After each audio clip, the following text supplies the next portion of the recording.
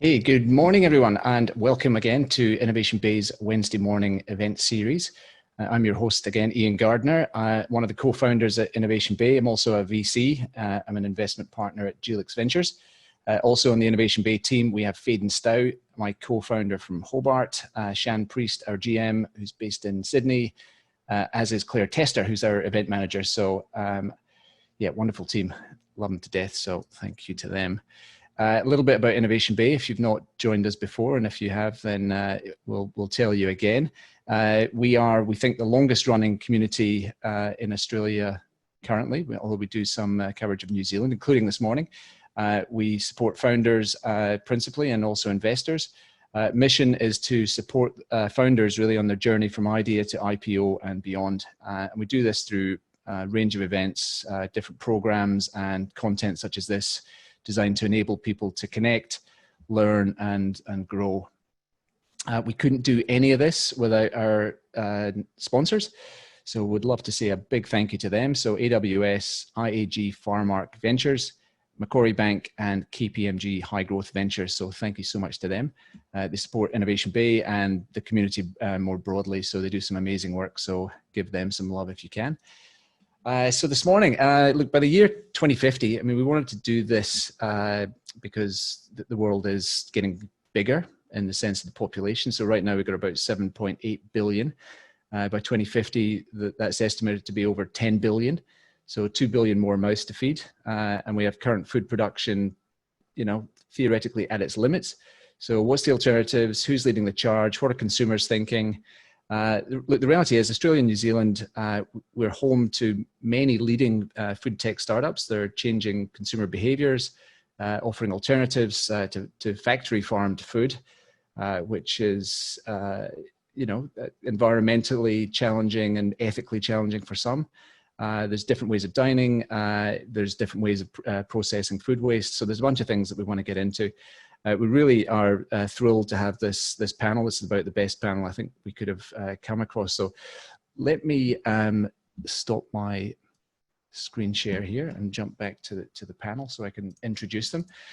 So let me start with Olympia. Olympia's in Canberra, which is why she looks rugged up like an Eskimo. It's a bit chilly down there, I think, Olympia. Olympia is the founder and CEO of Goterra. Goterra builds and deploys smart city infrastructure for food waste management, using maggots to process food waste. I think it was you that called it robot maggots, Olympia. So very cool, you know, really innovative business model where you're actually, your raw materials, you are paid to process raw materials. So it's fascinating. You get the capsules installed at farms and shopping centers, and the byproduct from that is sold as feed for livestock. So very, very innovative. Rolf's a friend of mine. I've known him for a large number of years. I've seen his entire journey through co-founding Marley Spoon. So Marley Spoon's a meal kit delivery service. Rolf's in his holiday house, so we are testing the limits of Australia's 4G network. So hopefully, fingers crossed, it's all going to work. If you haven't heard of Marley Spoon, it's a subscription-based meal kit business, offering recipes and helping customers to order their seasonal ingredients, focused on locally sourced pre-portioned ingredients. So you're not, if you use what comes, you know, there's no food waste, and it's good sustainability and very tasty as well. So love that service. Sam, I've known Sam for a long time as well. Sam's now a partner at Blackbird Ventures. She's now based in Auckland. Blackbird, if you haven't heard of it, I'm sure you have. It's a technology venture capital fund. And Sam is leading Blackbird's new fund that's focused on supercharging New Zealand's most ambitious founders, one of whom is with us as well. So Shama Sukul-Lee is also based in Auckland. Shama is the founder and CEO at Sunfed. Sunfed's an innovative New Zealand food tech company, reimagining the high protein food system to make meat without the animal. Sunfed uses its proprietary clean technology to make meat directly from plants that cook, feel, and taste just like animal. So welcome, panel. It's fantastic to have you. Let's get into this. Sham, I might start with you because you know I read a little bit about your background. So you're a software engineer. and now you're a food technology entrepreneur. So I guess the first question is around how you transitioned from that. And, you know, I guess more broadly, why were you drawn to this mission of creating meat replacement products and therefore sun-fed meats? Well, it all started with an existential crisis, doesn't it all? Actually, quite a few existential crises. So yes, my background is software engineering. Did that for over a decade. You know, was very good at it. Climbed the ladder. Met the love of my life. Got married. Built a house. Everything they tell you that you do and brings happiness. But I was feeling quite unfulfilled and very hollow. And it kept getting, you know, worse and worse until to the point where I quit my job and took a year of self-isolation and tried to figure out what I wanted to do. And I think it's only then that I consciously realized, that's my working partner. Welcome to live broadcasting. Yes, that's right. So took some time off and I consciously realized that I have limited time and energy on this planet. I don't think we actually ever realize that. We kind of think we're invincible. But you know, when it comes down to it, there is limited time and energy. And the question I asked myself is, where did I want to focus that? And I looked at what was needed in the world, and I was quite drawn to this whole issue around food and food efficiency and protein production. And I felt like maybe there was somewhere I could add value with what I knew. So I jumped in and started Sun-Fed, and luckily we had some pretty major breakthroughs, and off the back of that, we launched products into market. That's awesome. Yeah, it's a great story. Look, well, I'm sure we'll get further into that as we go. So, Rolf, I might jump to you. So, like, as I said before, I've known you for a long time, probably almost 10 years. So, but Marley Spoon, I mean, you've done other businesses, but you've focused on Marley Spoon in the last, what is it, 5 or 6 years now, I think. 5 and a bit. 5 and a bit. Yeah. So, I mean, you've kind of benefited. I mean, I'm using quote marks, and benefited from the pandemic. I think you announced a 46% increase in revenue and the delivery of 7.5 million meals just in the first quarter of this year. I mean, how is COVID-19 changing consumer behaviors around food consumption? Let's maybe start with that.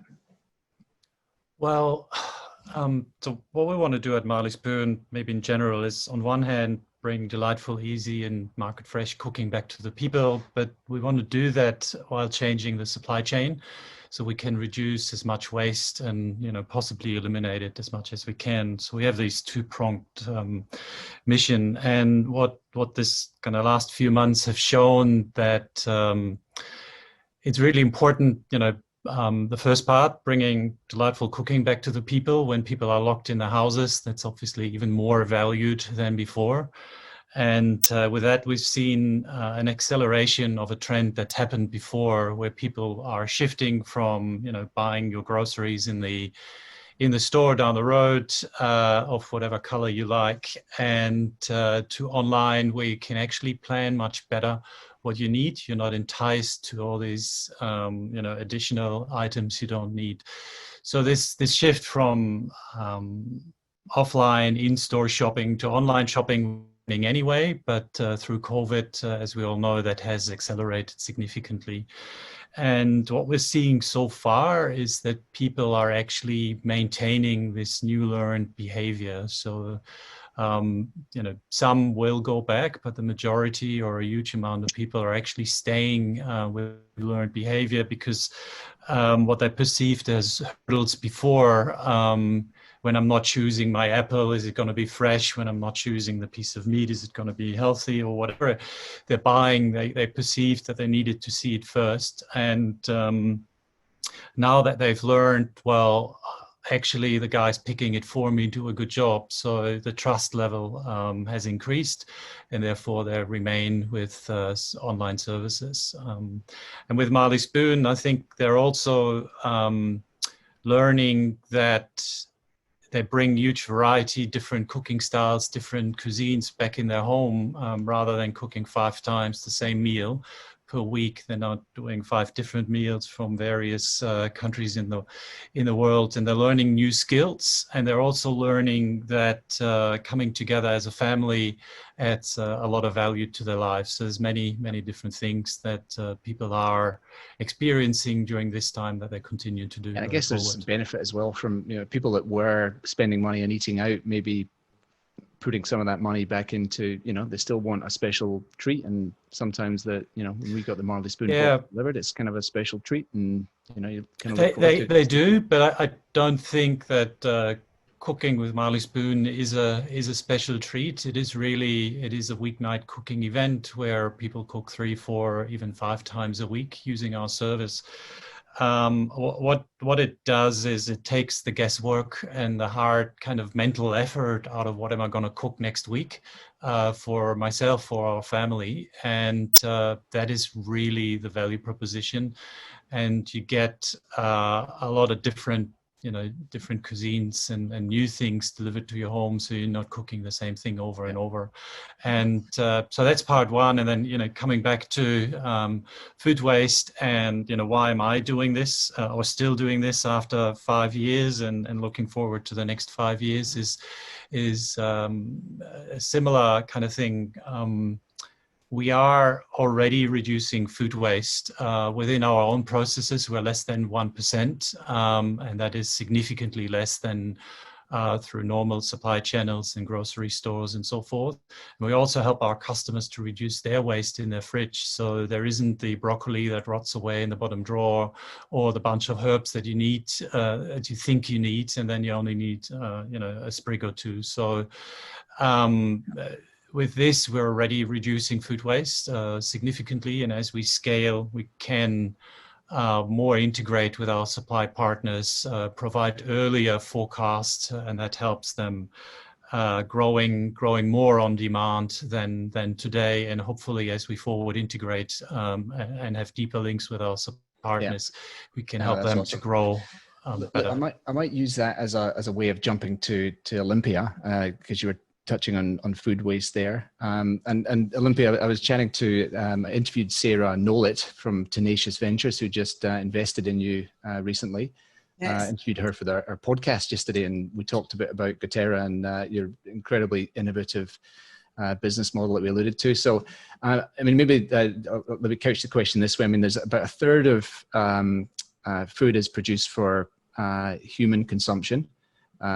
Sorry, a third of all food that is produced for humans goes to waste. I mean, that's a staggering, I think it's 1.3 billion tons currently. So yeah, tell us about how doTERRA is solving this problem, assuming that you're staying warm enough.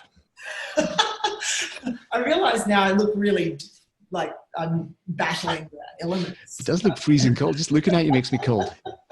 I'm in a glass box, so the elements are a little bit more free-flowing through my wet space. You're going to send your heater. Yeah. I think for me, it's about sort of if we all agree that the supply chains currently don't work or are at least taxed, then for me, when we looked at creating new sources of protein, when I first started looking at that, it felt like I was just recreating the existing model, right? So build a big factory, fill it full of an animal, and drag large volumes of feed to feed those animals. We already know that that doesn't work because we do that with industrial farming, and 70% of all the costs of industrial farming is in that transport conversation.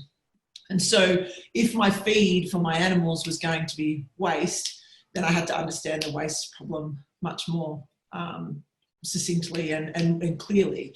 So most of the food waste that we have happens at that post-consumer section of food waste. So yes, we have piles of tomatoes that don't get eaten because nobody likes the look of them, but most of the food waste that we have that's wasted and goes to landfill comes out of households, restaurants, hotels, hospitals, places like that.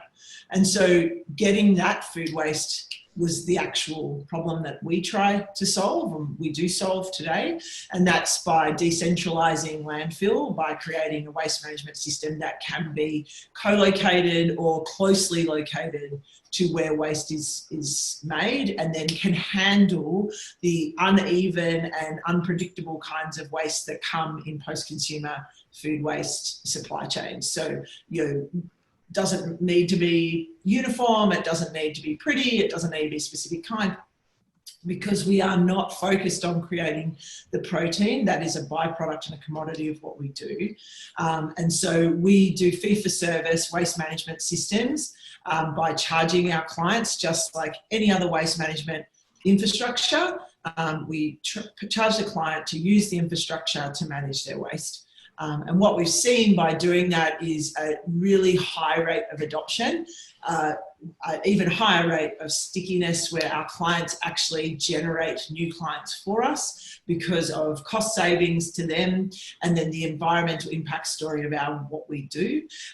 We have lost 0 clients in 3 years. And each of our clients that we have actually generated new clients. I think the lowest number is like 20 was generated by one client. And so having a system where people are actually involved, as both the other panelists have already said, it's about wanting to be connected to the story of our food and the story of how we make our food, and how our engagement in that supply chain is becoming more important, and people are becoming more passionate about how that is conducted and want it done ethically. So, and if just really quickly, because we still haven't jumped to salmon. 20 minutes in, but like maggots. I mean, like where does this come into? Like maybe just give us a really quick insight as to how the business works. Yeah, so it's looks just like a normal trash compactor. So it's a big hopper. Food waste goes in and macerates, heat treats and ferments, and then conveys that waste into a shipping container where insects are housed and looked after. And the insects are fed by the machine autonomously and looked after for 12 days. And at the end of 12 days, we vacuum them out and take them away to turn them into protein for livestock feed. And we restock, shut the machine, and it starts its job again. Wow. That's very cool.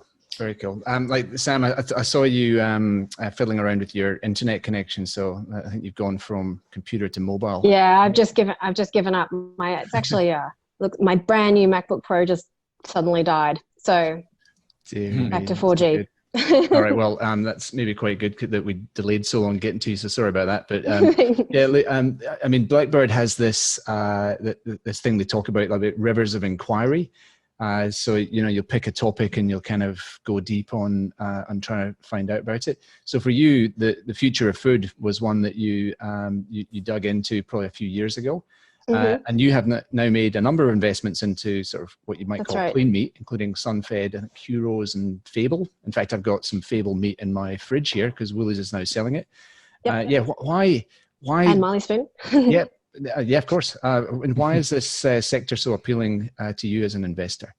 Yeah, and that's actually sort of a couple you haven't mentioned. When we did a look back, it was like there's actually a quarter of the portfolio that's now invested in this category, loosely the future of food, and so it's become a really big theme for us. Quarter of Blackbird, a quarter of yours. Oh, of the third fund that we raised, so the 2018 funds. Yeah, so it's a very big thematic for us now. I guess the starting point is we're really attracted to very, very big problems.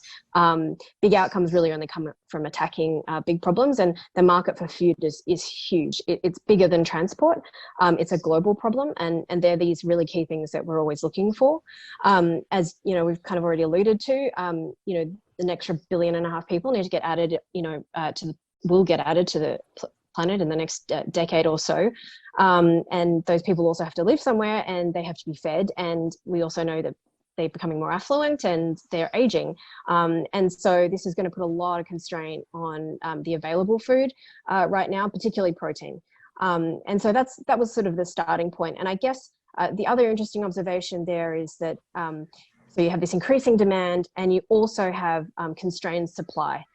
So what we know about meat is that other than chicken, the price of meat has been going up steadily over the decade, which indicates that sort of we cannot farm any more intensively. We cannot get any more cost efficiencies out of making meat the traditional way, or farming meat the traditional way. And so I think this is a really fertile area for technology to act, right? Where there's an increased demand and constrained supply.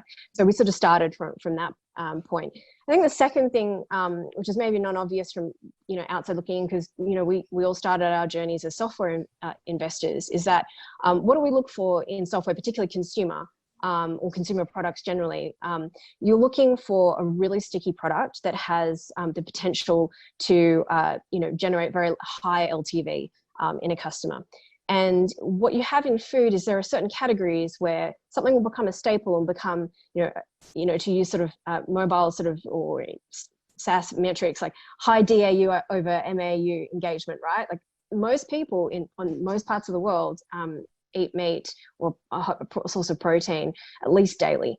And if you can create a differentiated product that people love and choose over other products, then you potentially have a ridiculous LTV type of customer relationship, one that starts when they're weaned and ends when they die, and that's the sort of LTV that even Facebook would be envious of. So that's kind of an interesting thing for us. And then I think also just observing that there's not a lot of fundamental research still to be done in a lot of these technologies that has been done over many decades now in other areas like biomedical research and other areas like that, manufacturing.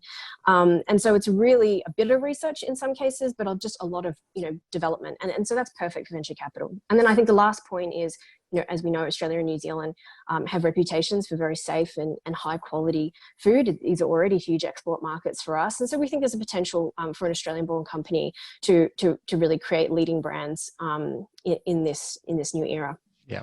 I know that's a great answer. Sham, I might jump back to you. I mean, I alluded to this in the intro. I mean, there's definitely environmental and ethical challenges with eating animals.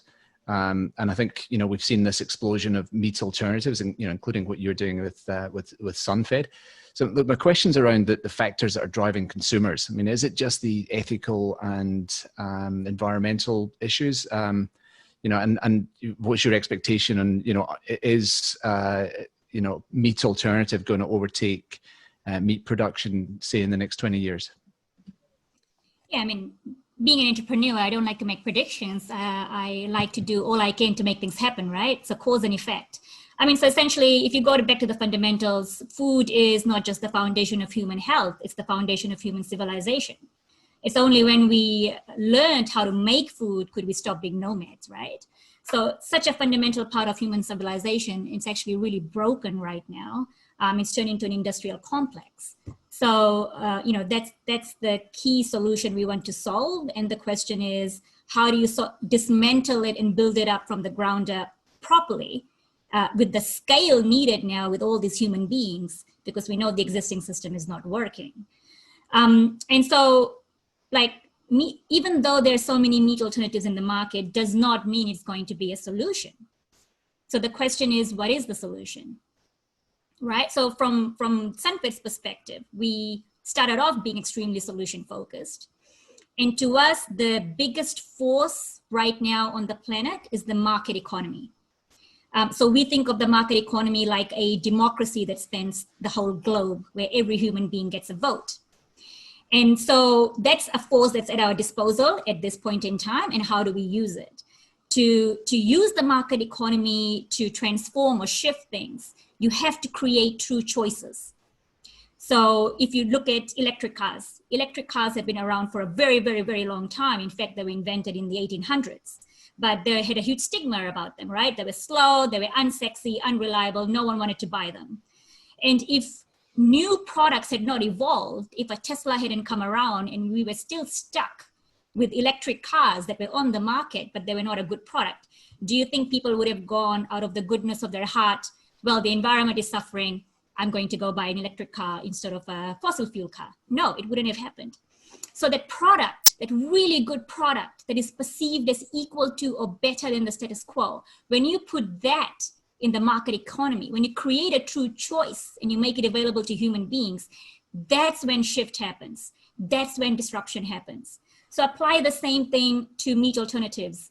Again, it's been around for such a long time, right? Asian markets have had meat alternatives for a very long time, but they had the whole stigma. Unhealthy, doesn't taste like meat, has too much stuff in them, I don't want to put that in my body. So there was a very small set of customers that were drawn to meat alternatives. Yeah. So the solution is that you create a protein product and we make it from plants, that is equal to or better than the animal meat people are used to. And you put that in front of human beings, and then you scale that so it's available to as many people as possible. And that's the only way you can get this to shift. So meat alternatives will continue to come into the market because now it's becoming, a hot area. But not all of them are offering true solutions, Yeah. So to me, being product focused is very important. And then to get the economies of scale, those two things are really what will. Yeah, I want to dig into this consumer perception of it, and I might ask you about this, Rolf. I mean, so are you? I mean, consumers now are kind of holding the whip hand with a lot of brands in terms of dictating, using quote marks again, how they should respond. So I mean, where's Marley Spoon in this journey? I mean, are you hearing consumers saying that they want meat alternatives? Are you going to start offering them at some point? So we've seen this trend towards, if you like, veganism, vegetarianism, flexitarianism happening for quite some time. And mid last year, we looked into, okay, what are the alternatives in the market currently? And we put together a range of alternatives to create an ongoing kind of proposition, vegan proposition to our customers. And during that period, we found Fable Food, for example, which is mushroom-based meat replacement. We more recently launched and helped launch V2 Foods, Australian kind of mince lookalike. And what we're seeing is that customers really are going towards these products, and they're not vegetarians or vegans only.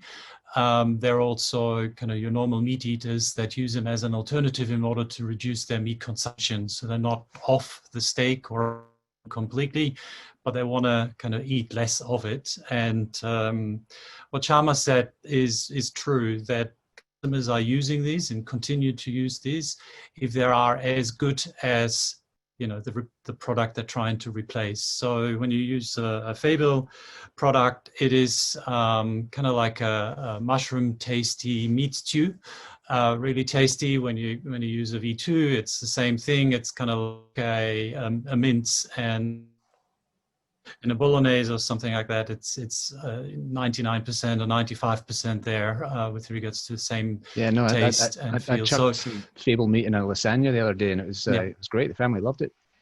So this is really important in order to drive the adoption. It really has to taste good, awesome, and it has to be very similar to their normal experience. And then you kind of move forward, and people are buying it more and more and more. Normal carnivores will also adopt it as a permanent replacement. So this is what we're seeing. When we put these products to the market, and we should be launching Sunfed too on our platform. Customers are trying to see more and more alternatives. All right, cool. So Olympia, I might jump to you. So I mean, one of your jobs, that's probably not the right, or one of your roles, you're the chair of the Insect Protein Association of Australia. Now I know Goterra right now is as you say, manufacturing, I don't know if that's the right word, maggots for food, but that's for livestock.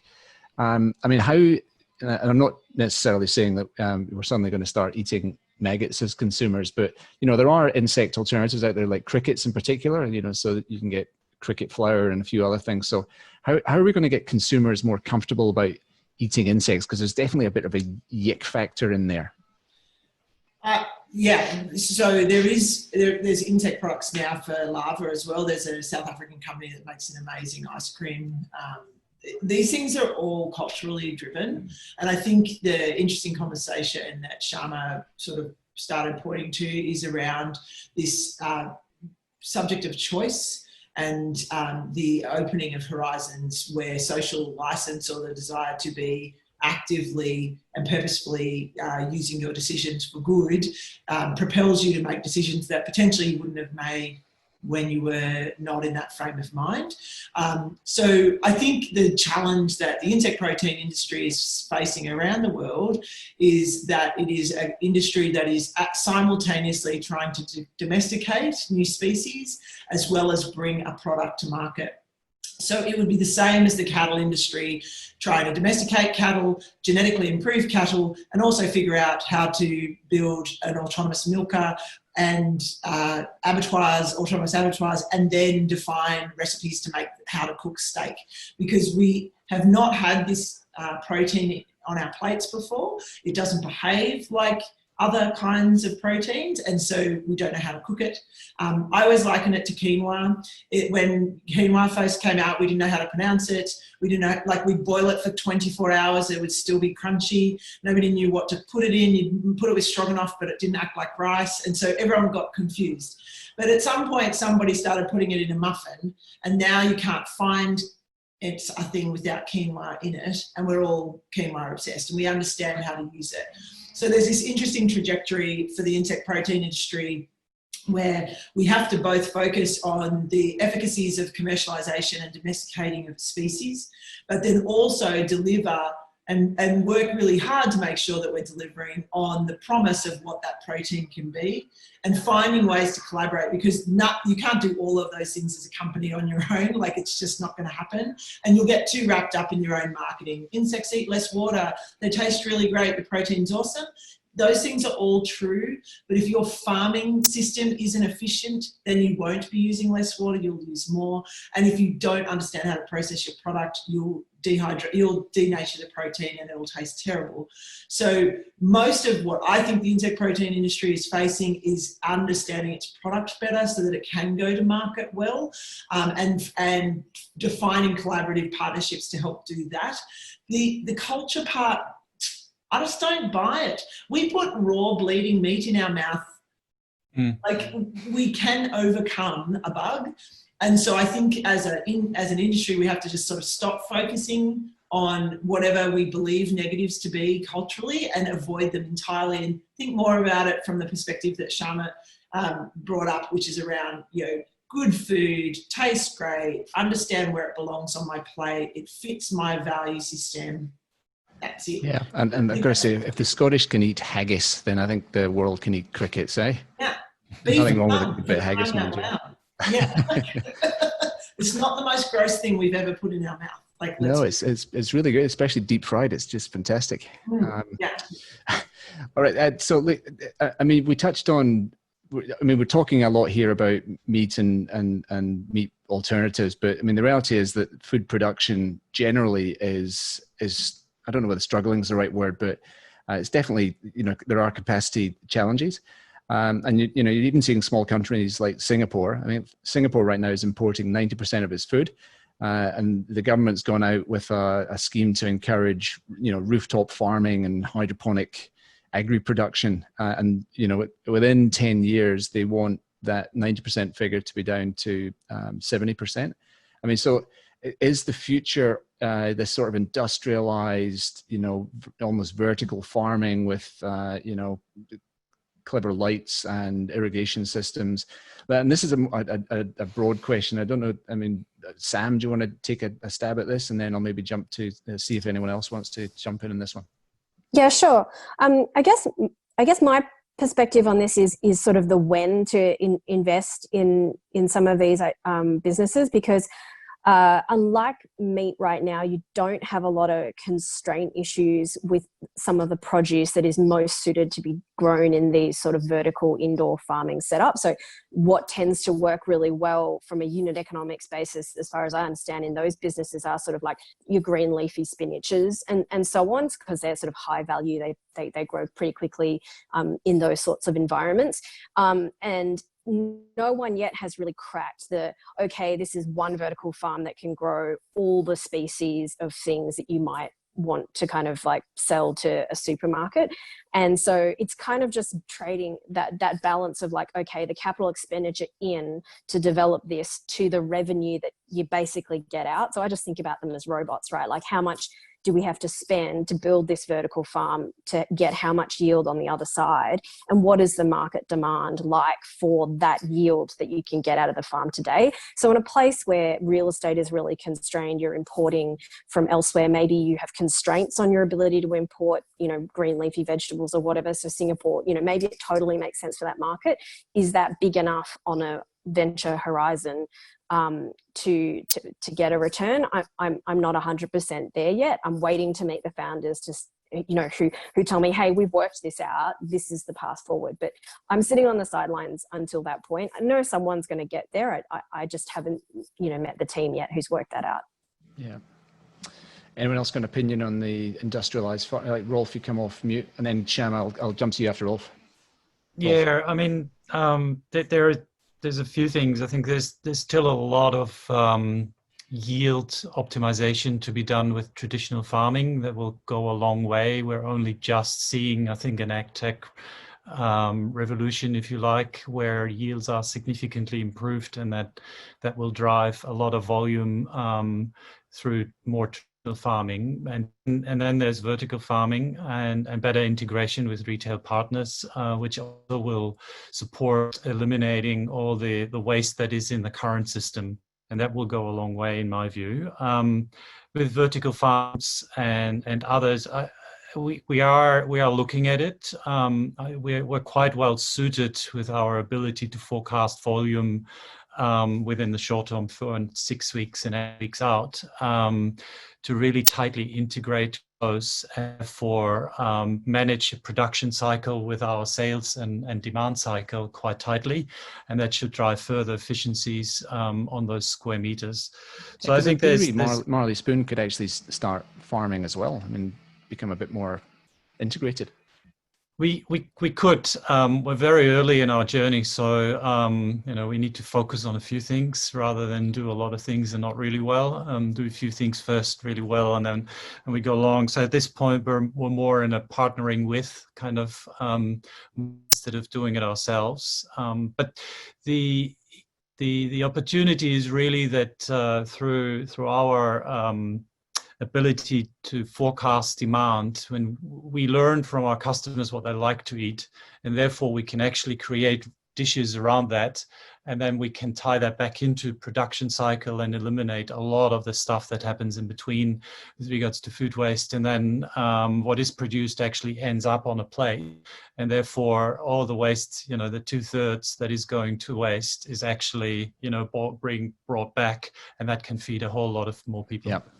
And Shama, you wanted to jump in there just in this industrialized farming question?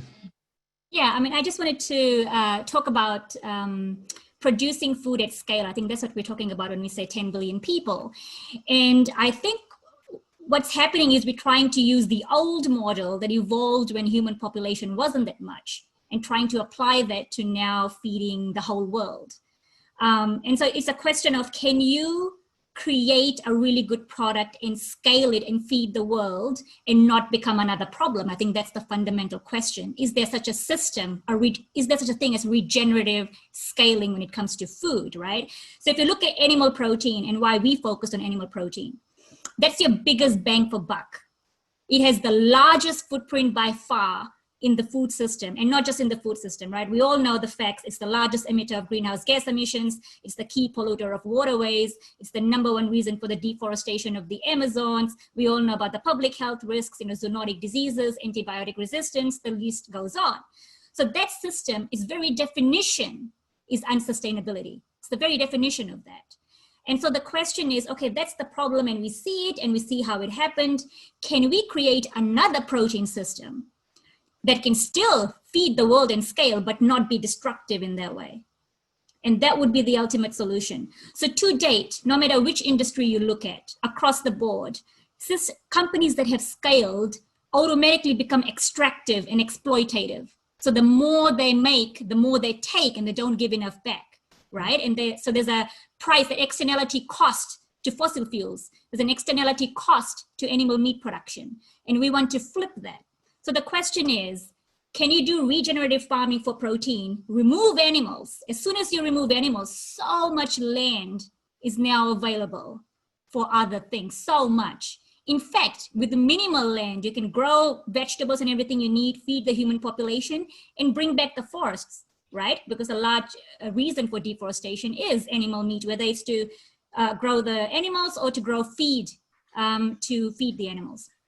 So from Sunfed's perspective, this whole regenerative scaling thing, I mean, we consciously chose pulses, protein-packed pulses as our protein source, because they're the most environmentally sustainable crop you can grow. They actually leave the soil better than you found it. They're very good for soil microbiome. And they're nitrogen fixing, so they don't need the nitrogen fertilizer. They're very hardy, so pesticide use is reduced. So in essence, what I'm saying is, you grow a field of yellow peas for your protein, and when you harvest it, the quality of the soil is better than before. Now that's the true essence of regenerative farming. And so now if you scale that system, you are not exploiting and destroying things. You're actually regenerating. So the more you scale, actually, the better it gets. And obviously you get much more yield from a smaller piece of land compared to animal farming. So I think those are the kinds of things fundamentally we need to build up instead of band-aids at the top.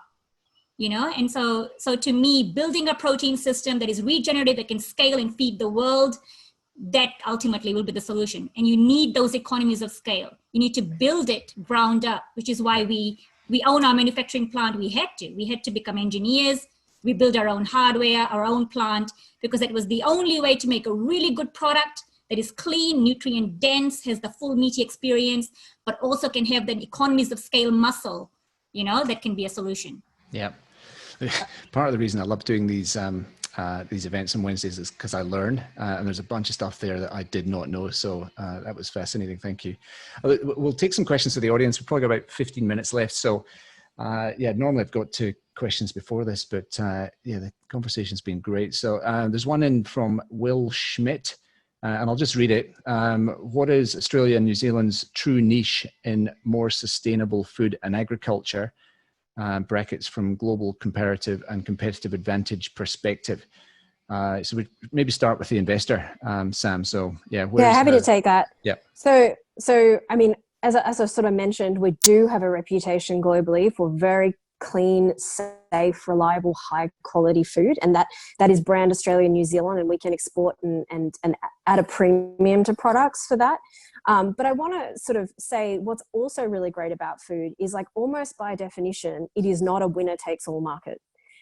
We are geared to novelty and to discovery of new types of food and new ways of cooking food. Like no one, otherwise we'd all live on soylent, right? Like, why are we not all surviving on soylent? It's because we crave novelty. So I actually, don't believe it's a winner takes all market. And I think we have the capacity to build really great brands that are popular but aren't 100% of people's diet, and that is totally fine, because the market is absolutely big enough, and the lifetime value of a customer is absolutely big enough. And the third thing is, I would say, is I really hate the idea of investing with the Australia-New Zealand hat on, because I think if you did that, you would have missed Atlassian, you would have missed Canva, you would have missed all these great, it doesn't make sense. You'd have missed Rocket Lab. It doesn't make sense that some guy in an island in the Pacific is launching rockets. It doesn't make sense that some teenagers in Perth are launching, Adobe's worst nightmare. Like, it doesn't make sense. The best companies in the world can be built from anywhere, including Australia and New Zealand. Yeah, that's great insight there. Olympia, do you want to touch on that one? I mean, I'm not sure how globally unique doTERRA is, but it's certainly unique. I mean, what's your perspective as a founder on the competitive advantage question? So it's interesting, because I was sort of listening to some of those parts about the farming thing, and the reason so we are, and it's the cliche of startups, first in the world and first to commercialize a system like this. And we have 2 robotic systems, one for waste and one for insects for human consumption now. And so the reason why we exist, and my peers in Europe have not thought of this idea and don't feel like it's an interesting one, is because of the Australian environment. So it is actually dangerous for us to assume that we can remove, sorry Sharma, but dangerous for us to assume we can remove animals and we can just make more plants. And it's dangerous because climate change is real, and we require a predictable climate to predictably farm outside. So it doesn't matter if we remove animals at 42 degrees, 45 degrees, we're not growing anything outside. And so overall, across our agricultural production, we are going to be challenged to predictably produce high volumes of any food outside. That's just facts. If you believe in climate change, that's real. And so when I looked at waste in Australia, the pre-consumer food waste, the stuff that's clean, that all of my peers in Europe and America need to meet regulation, is not available to Australian insect farmers at any kind of scale, because Australian agriculture has already assumed it. It doesn't have enough capacity to grow enough food for livestock. So it has already walked down the food chain to create circular economy with waste. And so the uniqueness of Australia is not just the fact that we have this sort of beautiful, clean, biosecure agricultural system, but it's also in the environment. We are the canary in the coal mine on climate change. The first 3 months in Canberra this year, I couldn't barely see because of the smog. We then had hail that damaged 2 warehouses. We're now in the middle of a pandemic, and it's not even August. And so when you think about that, that means when we innovate, we are under more pressure than our peers in the north, which means we will innovate with a different mindset. So like comfort breeds comfort, right? You only innovate when you're uncomfortable, and Australian innovators are uncomfortable, and we're seeing problems differently. And so I think our experience isn't just that we're sort of down here away from everyone, but it's also that we're experiencing things much differently. And from an ag tech and food tech perspective, I think we can lead because of that very present challenge. I think that's great insight, that concept of innovating from a position of uncomfortableness. And then, that's a theory that we hear a lot around Israel, and why it's quite so innovative. I mean, it has a nation existential threat pointed at it, and the innovation that comes out, some have claimed as a result of that, has been incredible. All right, well, let's keep going with some questions. There's an anonymous question come in, which is a shame because it's a great question, and it's around genetically modified foods. We haven't touched on that this morning. So, is it pest resistance or increased yield or whatnot? So, Sham, I might jump to you in that because you may have some insight. What's your position in GM? Well, I mean, I can just talk from my own personal experience on what I want to eat. I think we should start there, right? I mean, so what is food? Food is essentially the fuel for the human body. That's essentially what food is. It's the fuel. It's become many other things. We use it for pleasure, a social activity, all those things. But in its essence, what you put in your body directly dictates your performance. It directly dictates how healthy you feel, how good you feel. We're psychosomatic beings. So, that's a fact now, mind-body connection. So this fuel you put in your body is like putting diesel or gas or whatever in your car, directly dictates how this body functions. So that's my approach to it. So I've tried many things, and I stick to a diet that makes sure that I can be at my best and go do what I need to. So I like to eat really, really clean food. Okay. I like to eat food that is very clean, which means it's a clean fuel, gets processed faster. I have better energy, and that's what I do. So with Sunfed, that's where it all came from. We make very nutrient dense food, which is very high protein, high iron, high zinc, the whole lot. And we use very clean sources like yellow peas. So in our experience, the yellow peas we use does not need to be genetically modified. The yellow peas we use are already very, very good environmentally sustainable crops. And so in that sense, it's fine. From genetic GMO production, from what I have seen and everything I have read, I won't comment on the health aspects on it because I don't think the facts are very clear on that.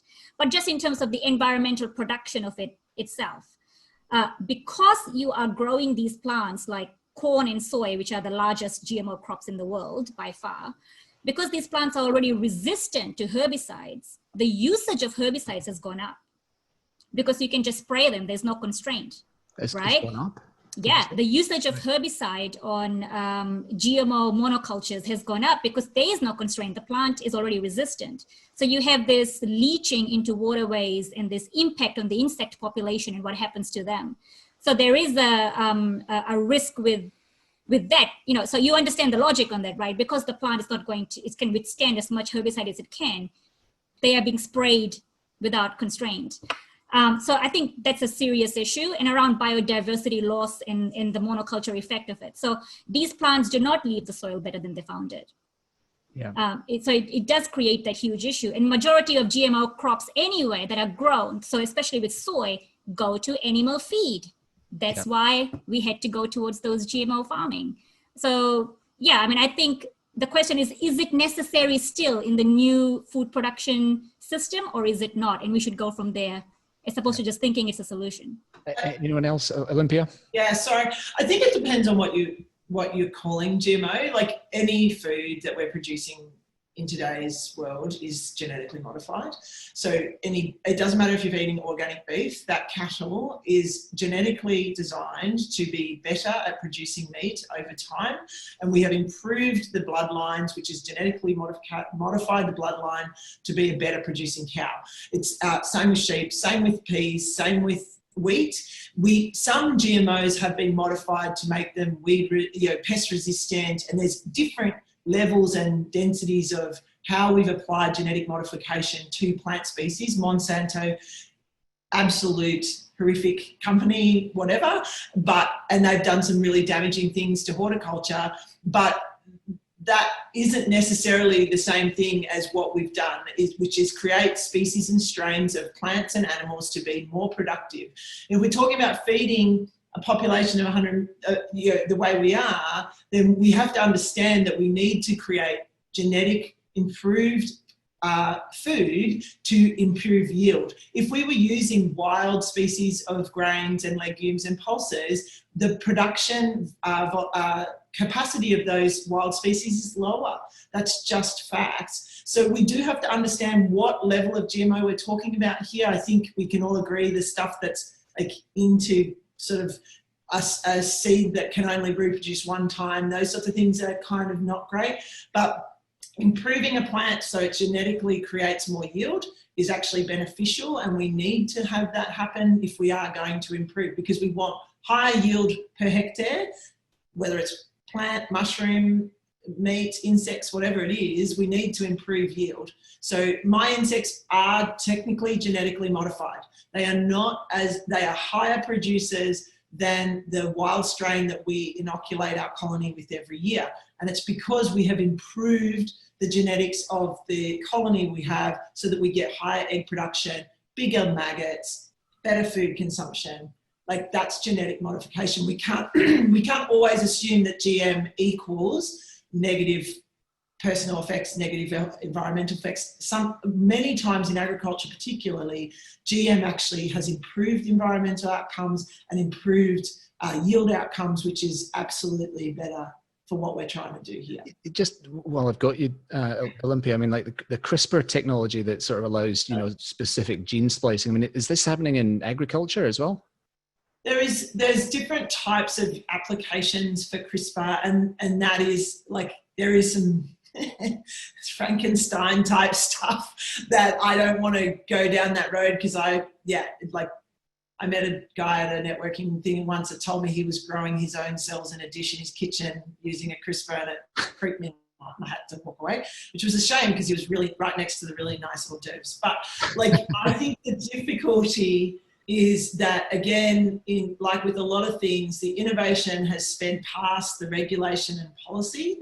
And so by the time policy catches up, we're like, whoa, this is really, really bad. And I don't think that should be happening.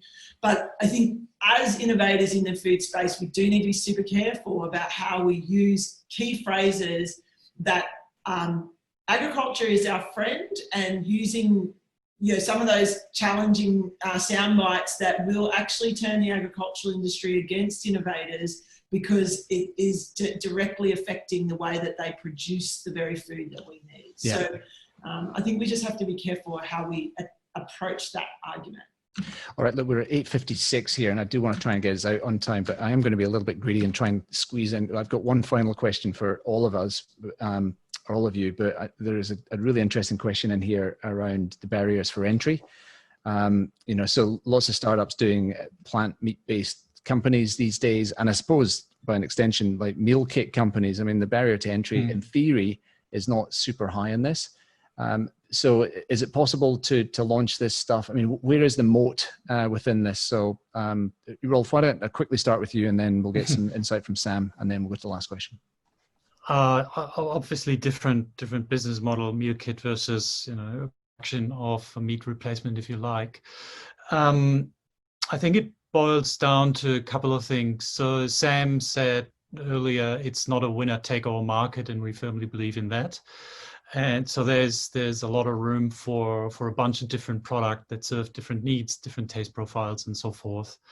But then it also comes back to cost, having your manufacturing under control, so you can build scale in order to serve a global market, not a local niche. So there's a few things that will separate the winners from the losers. And it's just plain old good execution. Keep your cost under control, keep innovating, but you know, ultimately you need to produce and create a product that people love and care for and flock to. And that boils down to taste, texture, applicability, and something that you convert into something that looks like a meal on your plate that you're used to and want to consume. And not all will be able to do that. Yeah, Rolf, I might roll this into the last question, which I was going to ask, which is like, what one piece of advice? I mean, there's a lot of founders on this call, I think. So what one piece of advice would you be giving to them? Oh, Jesus. A question I hate. Assemble a good team at the end of the day, have strong beliefs, loosely held. You know, there's many pieces of advice, more general in nature, that we've probably all heard 1,000 times. But at the end of the day, it's really a bunch of people, good investors that you can work with, and really hyper-focused on the product so it serves a customer need. Sam, let me jump to you and ask that same thing. You know, barriers to entry, you know, like you're obviously fixated in that as an investor, and a piece of advice for the audience as well. Yeah, I sometimes, there are actually sort of very few things that we invest in where we really need to see a strong competitive moat in, say, the IP created or something like that. In most markets, there are several players, and the ones that win, where that is a dynamic, are the ones who just have customer love. Customers just choose them. They're not locked in. They choose to use that product. So I just kind of, would echo Rolf's comments around customer love and being fanatical about measuring that from the very beginning. Yeah. Olympia, let me go to you. I mean, like, from what I hear, it's pretty hard to convince your maggots to munch on the food waste. So there's obviously some secret sauce in there, but yeah, comment on that, and then some advice for the founders out there. Yeah, it's Barry Manilow. Low, the base on. I think for me, the two that I've always just kept to are just don't stop asking questions. Just people in elevators, like, talk to everybody. I think I told myself when I first started GoTerra that I was going to answer every email. I've kept that going, and it means now I've got this huge group of humans that, because I made time for them, they will make time for me. And it's funny how many times I've reached into that network and talked to people who are so far out of any industry that I touch or think about, and who have interesting and insightful things to share with me. And I've just found that such a privilege. So be so open to where you can find answers. And then have a support network that's outside your family and friends that care about you and will allow you to just literally fall. I can't sort of stress how difficult it can be when you constantly like, we're fine, everything's fine, we're doing fine, all is fine, there's nothing wrong here, we're fine, things are going month-on-month growth. And it's like the effort it takes to be fine, to all the people you need to be fine. Your staff can't ride that wave with you, your investors don't want to ride that wave with you. So having somebody outside your friend and family network where you can go, nothing's fine, it's all really not fine, and I feel unfine, and I'm not fine about any of the fine stuff. And that person can just deal with that without emotion. that has been really helpful for me to the next day just get up and be fine. So yeah, good luck everyone. We're at 1 minute past 9, so but I do want to leave the last word with Shama. So any advice for founders out there, because your founder journey is fascinating. So thanks. Yeah, just have a really good why and make sure your why is bigger than just yourself, and that will take you through the really tough and sustained grind. Just realize that this life is the only time you have right now. Make it count. Break the cycle and do something new and make it count. Yeah, that's brilliant. Look, thank you. Before we finish, a quick personal thanks for Rolf, Olympia, Sam, and Shama. I found that fascinating. One of the more favorite ones that I've done. So, now just before we finish, I am just going to run through a couple of final comments. So, we're back next week. We're into our regular schedule. So we have the ever-evolving e-commerce landscape that we're going to be discussing. So Australia is embracing e-commerce at an accelerated rate. Online good spending's 10% of all total retail now. At the end, well, that was the end of 2018, which is fantastic. So we've got Martin Hosking, who's back as the CEO, like Steve Jobs style, back at the CEO of Redbubble. Sean Broughton is the director of Shopify Plus in APAC. And Kate Morris, who's fantastic, and she's the CEO of Adore Beauty. So that should be a fantastic panel. We have released a couple of podcasts this week. So we did a news special, which we recorded on Monday and just came out yesterday. So we had Annie Parker, Kath Hamilton, and Alan Jones, and we gobble up the fortnight's news and talk about it in some detail. And I recorded Vuki from Sling and Stone a few weeks ago, and we put that out as well, and some really good feedback on that. So Sling and Stone is a fantastic PR company, so some really good insights as to how you should be communicating in this post-COVID era. Thanks again to our national sponsors, Macquarie Bank, KPMG, AWS, and Farmark Ventures. So finally, let me click stop so I can wave goodbye personally. Thank you once again, everyone. Really appreciate you joining this morning, and we'll see you next time.